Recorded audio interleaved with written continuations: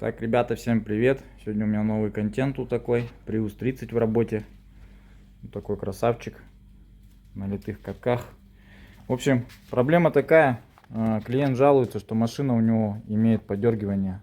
То есть, когда набираешь газ, я тоже заметил это, газ набираешь, как только он убирает обороты, у него такой толчок. Пух. То есть, человек приговорил здесь уже, по сути, демпфер. Поменял новый свежий демпфер, поставил, ему приговорили в одном из сервисов города Владивостока. Вот. И, в принципе, поменяли демпфер, ничего не прошло. EGR чистил. В общем, с этой машиной человек ухаживает конкретно, клиент, то есть вообще за машиной ухаживает и делает все по регламенту, в принципе. И дроссель, EGR был чистый, в принципе, по компьютеру даже показал нормально, но подергивание никуда не уходит.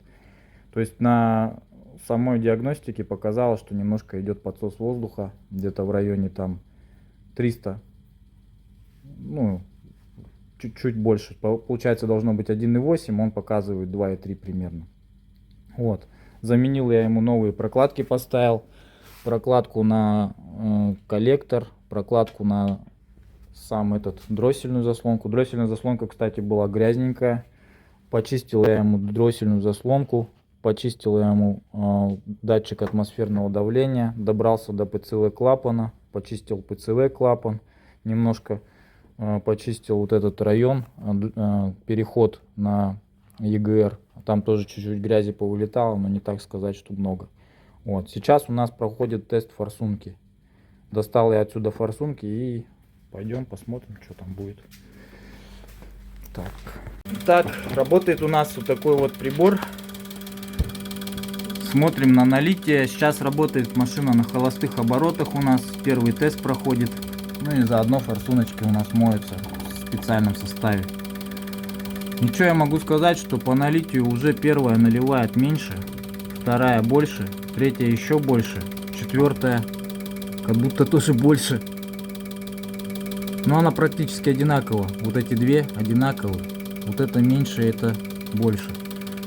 Отклонение у них не такое уж и большое, в принципе, по налитию. Я бы сказал, что это в допустимой норме, по идее. Вот. Но разность есть. И она чувствуется. Так.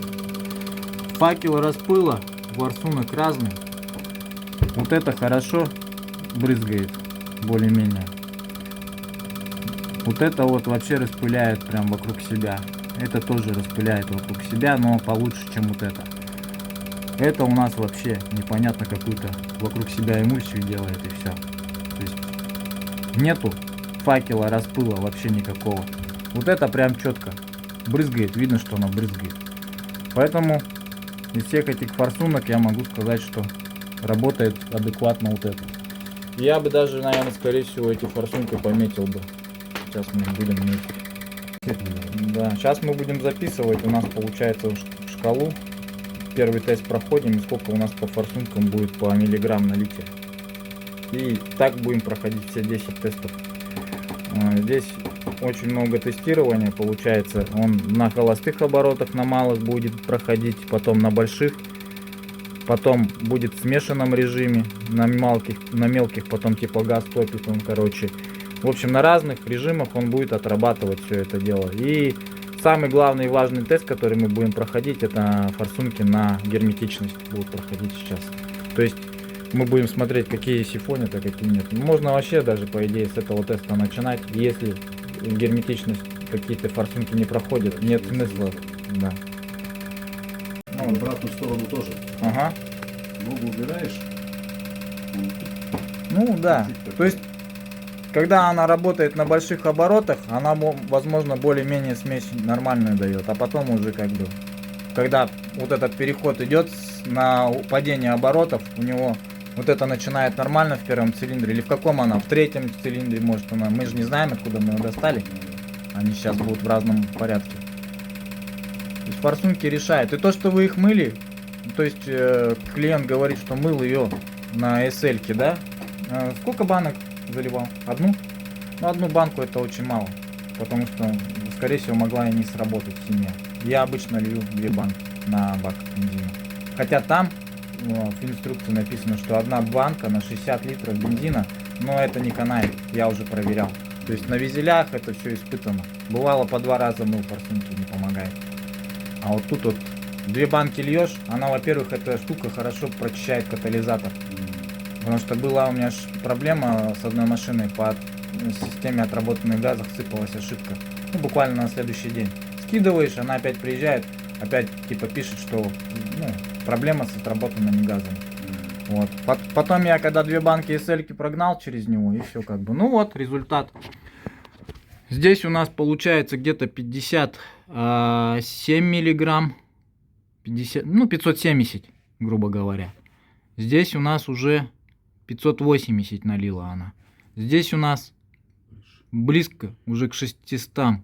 Да, они все в разбеге. Здесь тоже вот это и вот это почти одинаково налили. Но льют они неправильно. Вот эти вот, они очень сильно пылят. Вот это четко льет. Я бы от нее отталкивался. Потому что, по идее, сейчас налив должен быть вот примерно вот такой у всех. Как у первой. А здесь видишь, как разбег. И эти больше налили. Значит, какая-то из... Вот эти, скорее всего, сейчас на тесте по пропускам не пройдут. Будут пузыриться, я уже думал. Ну, сейчас посмотрим дальше, что будет. Проходить medium speed тест. Он у нас проходит 3 минуты. На таких оборотах. Опять же, я вижу, что факел распыла вот у этой. Смотри, как она сифонит. Она вокруг себя льет. Это более-менее... Вот это вообще хорошо. А вот это вот прям вообще вокруг себя только делает. В общем, у них у всех распыл разный.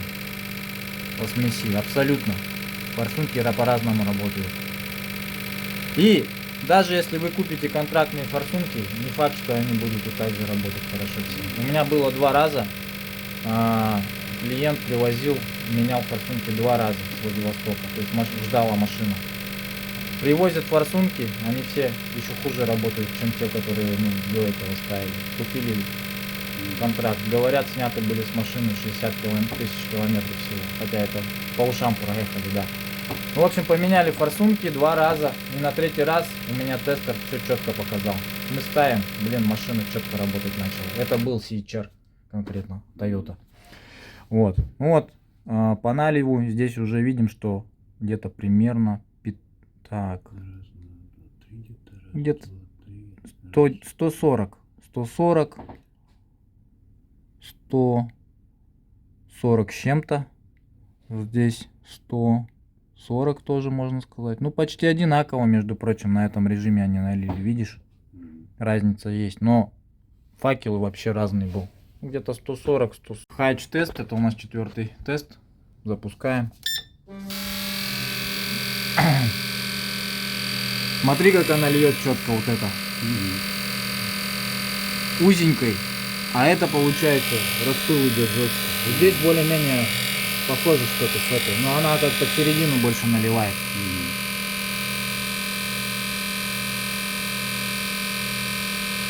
Все по-разному опять же наливают.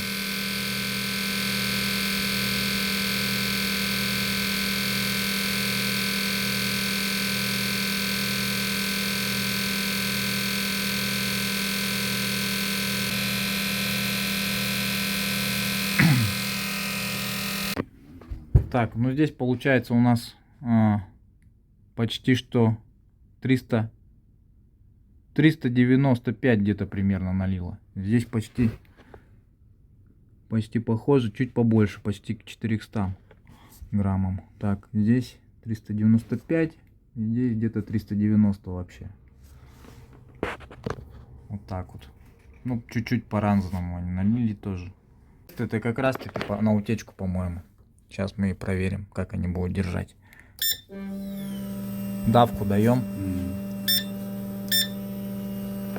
И смотрим, где у нас будет сейчас капелька.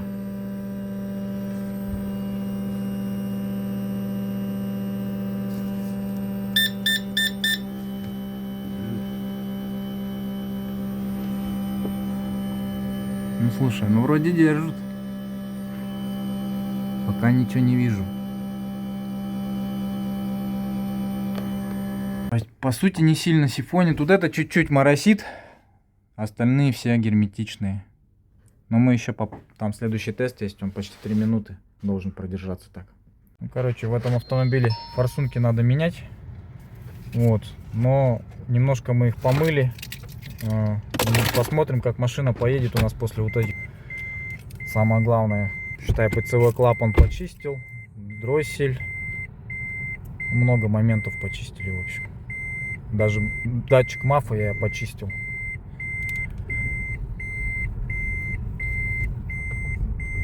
И вроде бы как на холостых оборотах машина работает как будто бы получше.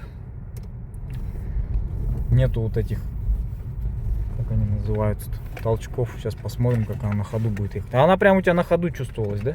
Когда ехал ты до этого? Да, газу даешь, когда двигатель включается. Ага. Пинок такой сразу Ага. чувствовалось.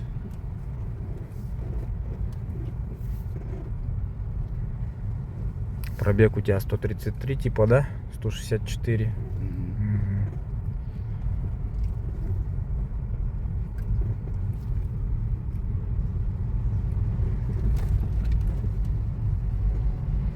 Может, тяга получше будет. Ну, посмотришь сейчас, что скажешь.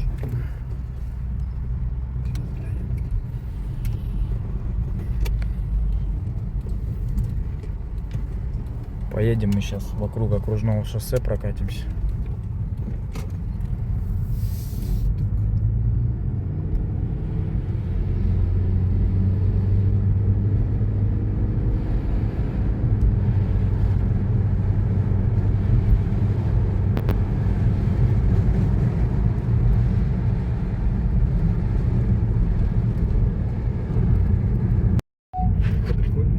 Ну, полтинник, да, он такой, уже более новый, что ли. Но у него мне двигатель не нравится. Почему? Ну, они движок модернизировали.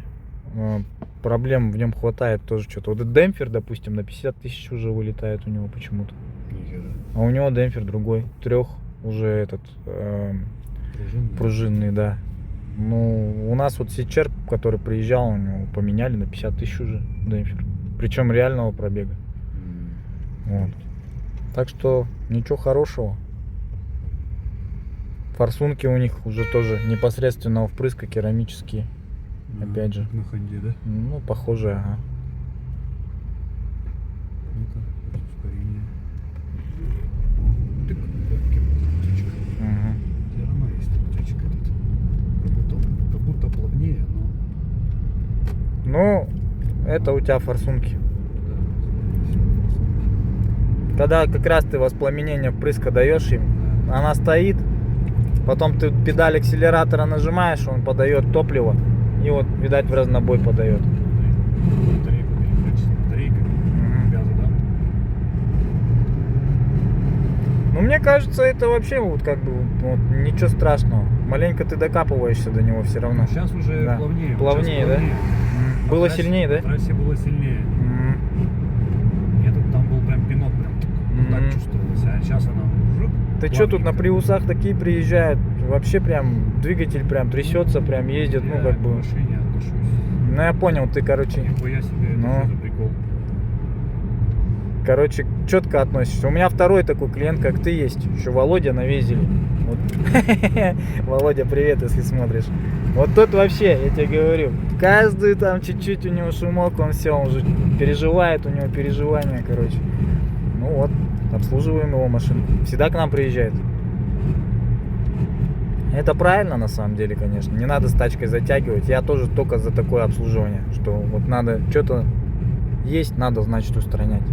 Потому что одно влекет за собой другое. Вот даже ты сейчас вот на вот этих форсуночках ездишь.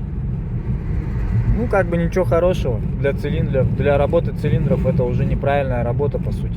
Они в разнобой работают, поэтому как бы уже двигатель неравномерно. Кривошипно-шартунный механизм начинает тоже разбиваться чуть-чуть, где-то что-то. Поэтому в тачке должно все идеально работать. Зажигание, искра, впрыск. Тогда все четко будет. Тот же самый демпфер, опять же, разбивает его. Как демпфер разбивает вследствие чего-то? Вследствие неправильной работы того же самого цилиндров. Подушка где-то у тебя подорвана немножко. Ну, двигатель уже начинает его качать, да? Ну, дисбаланс. Из-за этого разбивается демпферный диск. Потому что он старается постоянно работать и постоянно сгладить эти косяки, переходы эти с батарей, между батарейкой. Вот. И нагрузку берет на себя демпферный диск. Как бы так. Ну и также и как бы из-за демпфера тоже выходят из строя другие какие-то механизмы. Скажем, он за собой может тянуть вал самого электродвигателя уже. Потому что неправильная работа идет, дисбаланс уже. А там подшипник тоже есть на коробке. Он за собой его тянет.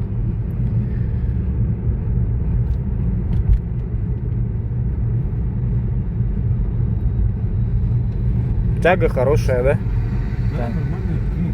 Угу. Как было. Регистратор хороший вообще. И знаки показывают, да, и все. Это что за регистратор? Забыл, как называется. Короче, Не Neoline. нет, это было... Vision, что-то Vision. Такое. Хрена у него матрица Sony, да? Крутой какой-то вообще. Неплохо, а? 2 камеры вперед-назад показывают. Угу. Здесь покупал?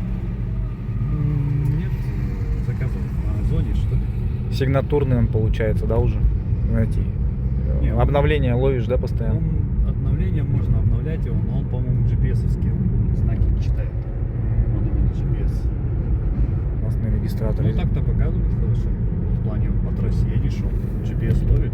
А это у него получается откуда? Первая камера. Зад, да? Зад, перед, зад. А, это он подключился к родной камере, получается, Нет, сзади, это нет? 2 камеры. Две камеры? Одна с ним идет, вторая. А, прикольный, хороший регистратор. Да, неплохой. Я поэтому и не стал на магнитолу брать этот китайский за 3000. Мгм. У меня лучше. А у меня этот, как он, Xiaomi, по-моему, что ли?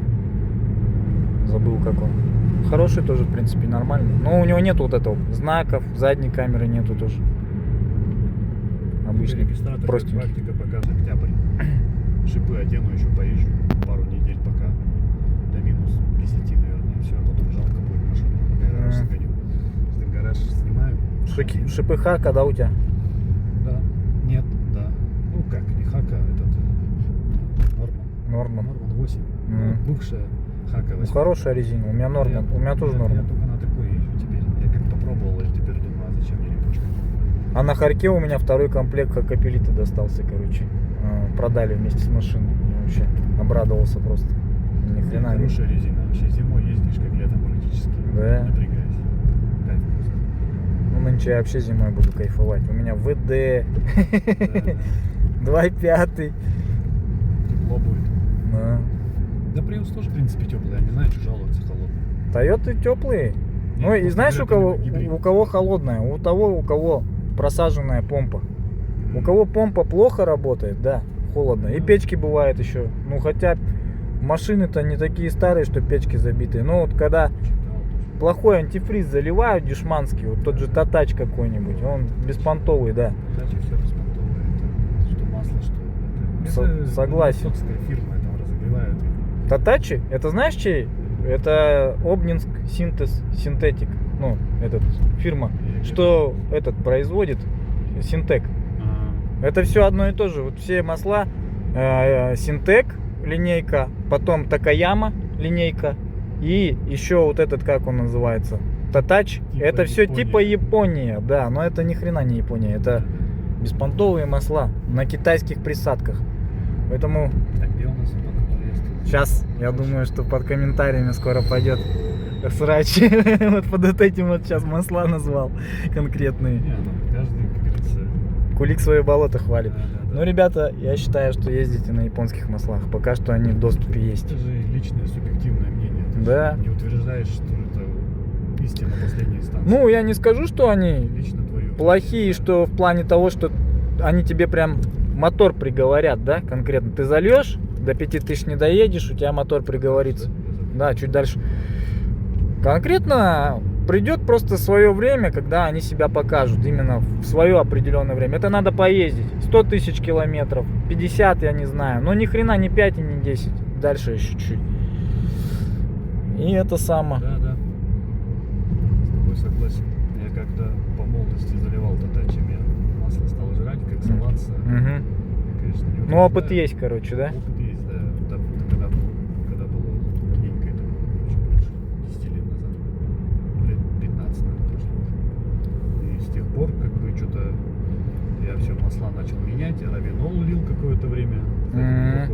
Равинол хороший, но он дорогущий. Потом стал масло Ликвимоли лить.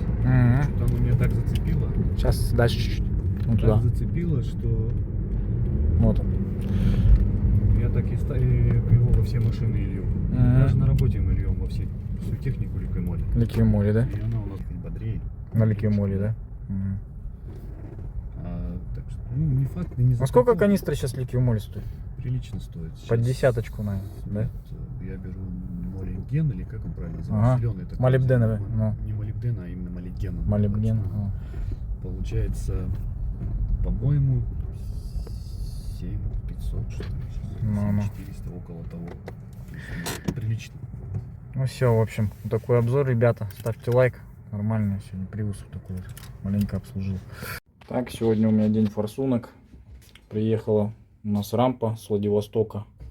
Будем делать замеры. Сейчас снял форсунки, поставил на стенд. Будем смотреть, как они будут у нас лить. То есть, если все нормально у нас будет, то мы будем эти форсунки устанавливать на Honda Fit GP5, да? Это шаттл, то есть GP7, 8. Так, ну все, поехали. Сейчас будем проходить тесты. Так, первый идлинг тест.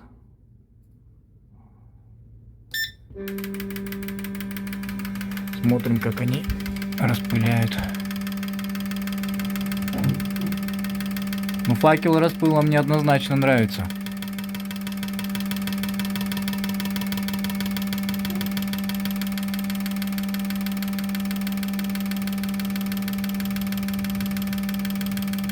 Прям нравится мне, как они четкими порциями выдают. Но вот это почему-то сифонит, как-то подсифонивает.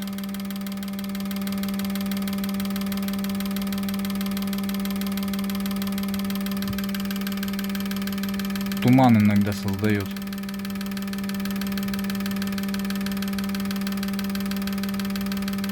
Вот это хорошо отрабатывает вообще. Вот это тоже неплохо. Вот это примерно одинаково. В принципе, все неплохо. Мы сейчас посмотрим, сколько они у нас нальют по времени. Сейчас 8 минут они будут наливать в колбы. Если примерно одинаково, то хорошо. Поставим на паузу. Проходить тест, который самый важный, на утечку. То есть сейчас он будет, клапан закроет и будет давку подавать на него. Посмотрим, какая бежит, какая не бежит.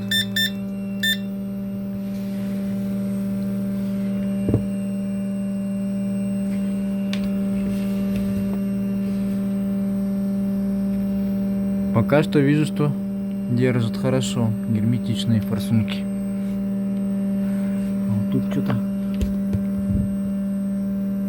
Ну-ка, давление дадим больше.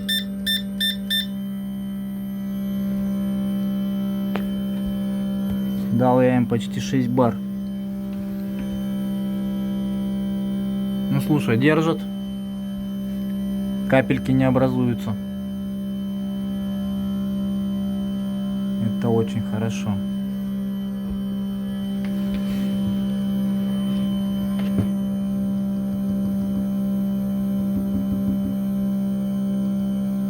Ага.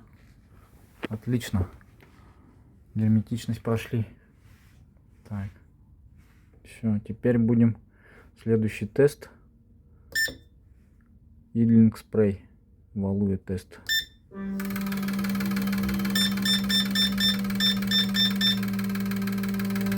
Так, ребята, меняю форсунки на этом Honda Shuttle. В общем, достал старые форсунки. Вот такая история. В общем, резиночки все задубели. Здесь вот такая вот канитель. Вот. Резинка просто пропускала по-любому. Вот. Все это вот в таком состоянии. Сами форсунки, ну, на первый взгляд, вроде бы как чистые. Но мы будем ставить другую рампу вообще. Контрактную будем ставить сейчас рампу. Сейчас я ту подготовлю рампу. Здесь я все сейчас забрызгал джизоксом, потому что тут просто жопа. Здесь все грязное.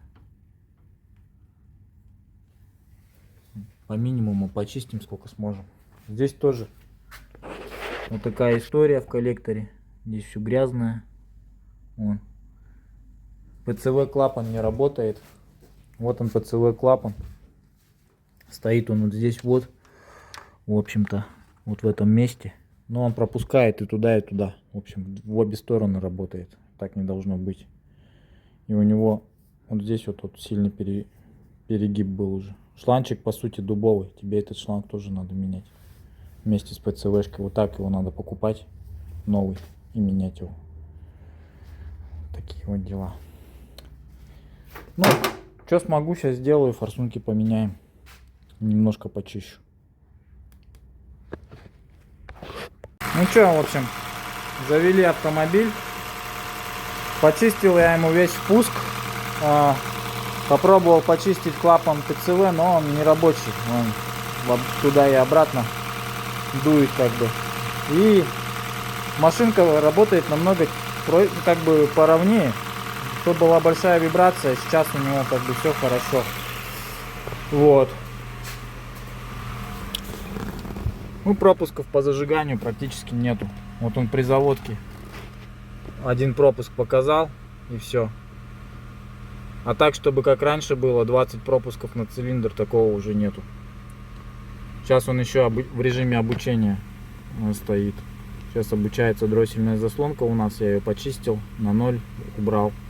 И завершение вот обучения холостого хода проходит. Сейчас он обучится и в принципе все. Мы можем машину эту отдавать. Так что, ребята, ставьте лайк. Пробег у этого автомобиля 200 тысяч почти километров. И кто говорит, что с форсунками фитов и шаттлов ничего не происходит, это большое заблуждение. Форсунки у шаттла, они, конечно, простые. Они уже не как на визелях. Ты куда рампу дел? Да, показать хочу, какие они. Как они выглядят. Вот клиент купил сам форсунки. Ну вот это его старые форсунки, все вот грязные. Здесь вот у него вот пластик, ну не пластик, а вот эта резинка прям уже все была съеденная. Возможно, даже через него пропускала воздух. Как бы так. Рампа у него простейшая самая. Форсунки MPI. Эти форсунки можно чистить спокойно в ультразвуковой ванне, и ничего им не будет. Это в отличие от визелей. На визелях такое делать нельзя. Там можно чистить в ультразвуке, но только без подачи на них импульсов. Вот. Так что вот такие, ребята, дела. Сколько ты отдал за эти форсунки, говоришь? 5000 плюс доставка. Ну и все, как бы так. Форсунки Кетчен поменяли, и проблема ушла. Пропусков у тебя нету больше? Нет.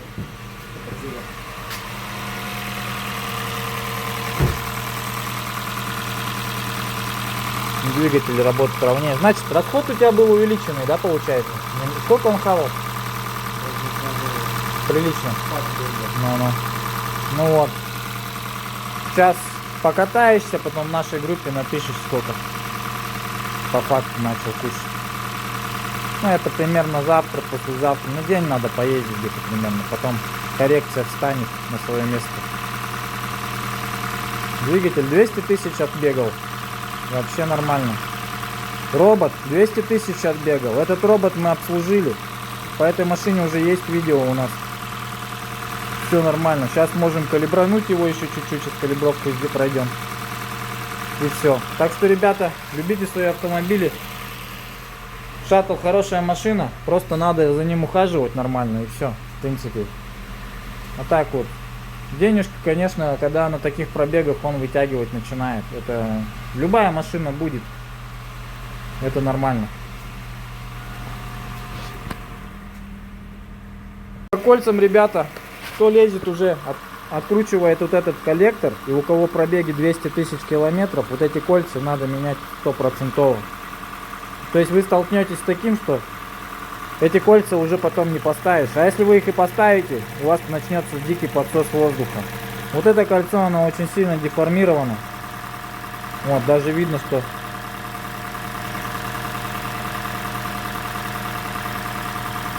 Вот у него деформация. Оно 8 встало. Кольца дубовые. Вот. В принципе, оно даже может сломаться, если его хорошо переломить. Они уже задубели до такой степени, что просто капец. Одно колечко, вот такое вот, стоит в районе 2000 рублей. Это в Хабаровске я покупал. Вот его партномер 17105 5R0001. Продаются они в оригинале. Ну, либо есть аналоги, наверное, я не знаю. Аналоги я не встречал, в общем. Вот это японские кольца. Диких денег стоит на самом деле. Так что, кто думает, что это все так просто, поменять просто форсунки и либо там отрегулировать клапана. Когда полезете регулировать клапана, вот это надо снимать. И опять же столкнетесь с тем, что надо будет менять эти колечки. Колец тут 4, получается, идет на впускной коллектор, одно кольцо на ЕГР. Обычно дубеют вот эти 4 кольца. ЕГРовская еще более-менее живет. Вот.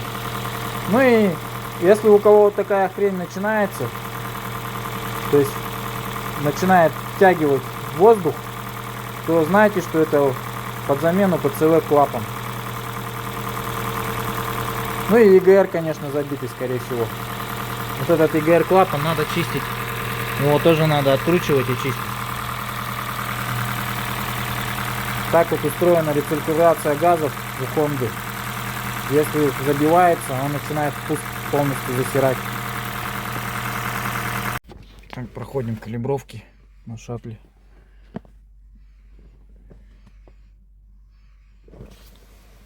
Сейчас откалибруем, посмотрим, как поедет она.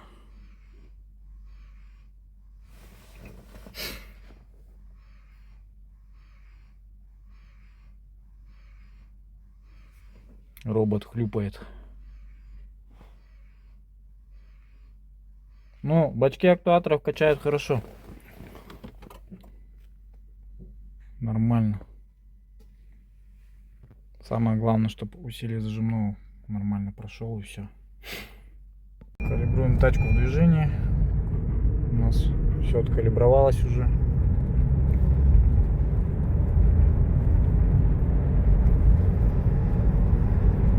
Набирает хорошо, шустро вроде.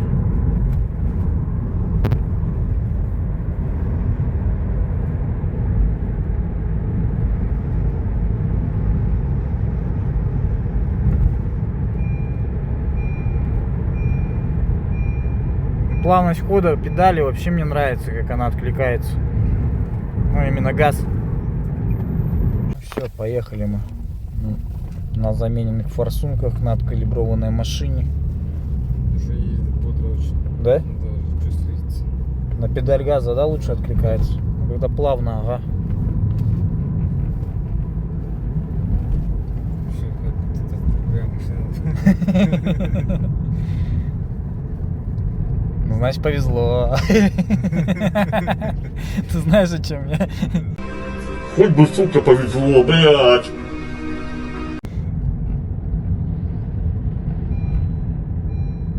Сейчас некоторые детальки куплю. Ну, вот пришли форсунки эти контрактные, но в принципе на стенде показали себя неплохо. Как бы, ну, факел немножко какой-то, ага, интересный, на всех разный был, но в принципе они не пропускали и все хорошо, как бы. Налив у них одинаковый у всех, на всех режимах прогнали.